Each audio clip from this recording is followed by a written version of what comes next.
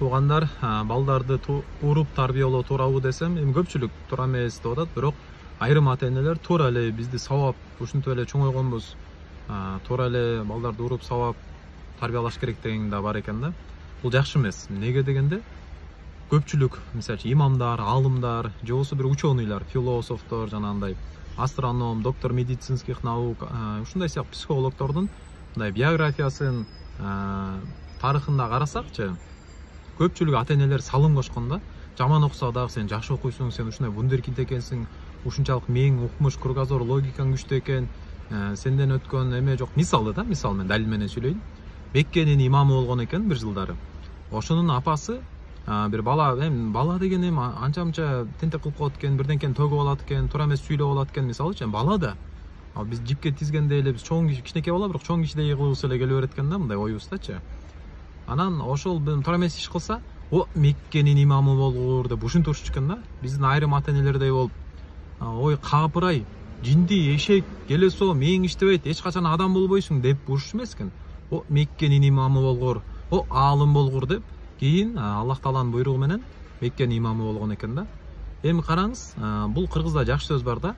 Пенденин оозунда, Кудайдын кулагында дегенчи. Биз кайсы нерсени сүйлөй берсек, кайсы нерсени мындай ишкан балабызга тилей берсек, эми сиз капыр болуп калсын, эшек жинди болуп калсын деп тилебейсиз, бирок ошону айтып атасыз да, көрдүңүзбү?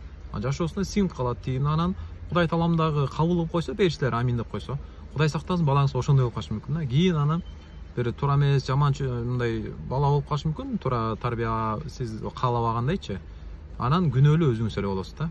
Ошон үчүн же дагы бир мисал мына Томас Эдисондун окуясын эми көпчүлүк уже билип калды. Аябай чоң аалым, ученый билебиз, Ал кичинекей чагында мектепте окуп жүргөндө эжекей эжеси мугалиме кат жазып туруп, эме муну мамаңа берип кой деп жөнөтүп. Келип мамасына берип окуп атса, эме кыска айтып коеюн. Мамасы окуп ыйлайт да. Анан апаке эмне болду, эмне ыйлап атасыз десе, балам сен бул мектеп сени окута албай калыптыр. Сенин мындай жакшыраак, күчтүү мектепке окутуш керек экен. Сен ушунчалык вундеркинд мээң катуу иштейт экен деп, мындай мотивация берип, стимул берет экен, караңыздар. Болбосо ал катта эмне болчу дейт да, сиздин балаңыз башка жакшы окуй албайт, биздин мектепке бул балаңызды алып келип ойлоңуз, башка мектепке апарып, жанагындай умственно отсталыйлардын мектебине апарыңыз деген мааниде кат болчу экен да, караңыз. Эми апасынын поддержкасы менен, апасынын мындай берген талим тарбия насааты менен кандай ученый болду Томас Эдисон деген, кандай дүйнөсүн билет да. Анысы кандай туугандар, эми мындай мисалдар өтө көп. Биз балдарды туура тарбиялап, эч качан уруп, сабап, эшек жинди деген менен бир ийгиликке жетпейт экенбиз.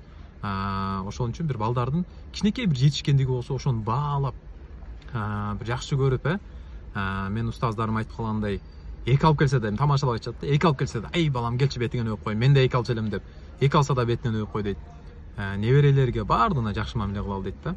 Аллах Таалам амалышка толук мүмкүнчүлүк берсин. Жакшы көрүп, ошо балдарга жакшы мээрим төгөрөлү, жетишкендиктерин баалап туралы. Аллах Таалам жакшы чыгаан, белгилүү, биз сөзсүз эле бир америкалык философ Акаса сказал, япониялык бир доктор медицинских наук доказал, германиялык бир психолог доказал дей бербей, биз кыргыздардан да ушундай балдар чыксын да, иншалла, Кудай буйрса. Кыргызстанский астроном доказал, кыргызстанский медик, доктор медицинских наук вот это вот нам показал, доказал деген сыяктуучу. Анын үчүн биз салым кошуш керекпиз баардыгыбыз, Эми биздин мисалы үчүн лагерде дагы мына Ислам Нур лагеринде бизде көлдө болуп атпайбы? Мындай анча-мынча жетиш балдар бир, мисалы үчүн кээ бирки балдар 9 күндүн ичинде эле, 9-10 күндүн ичинде 10 сүрө жаттап, 10 дуба жаттап, 10 хадис жаттап, ушундай бир жетишкендиктерин көрсөтөт да. Кээ бирки балдар эпте бир дуба эле, бир хадис эле жаттайт да, эпте аны дагычы. Фатиха сүрөнү билбей келгендер бар да бизгечи. Фатиханы эле жаттап кеткендер бар, бирок ошону да баалап, молодец, азыр 50 жаштагы кишилер Фатиханы билбейт, сен карачы, мына 10 жашта болуп Фатиханы жаттадың деп, мындай кичинекей жетишкендиктерин да баалаганды мындай биз аракет кылып атабыз да. Анысы кандай сиздер да баалап, баардыгыбыз бир ошо келечектин жакшы бир өсүшүнө, ушул биздин келаткан жаштардын бир өнүгүп өсүшүнө, ошолордун акыл, логика, кругозоруна биз салым кошуп, баардыгыбыз бир тарбия көрсөтө жүрөлү. Аллах Таалам баарыбызга амал кылышка мүмкүнчүлүк берсин.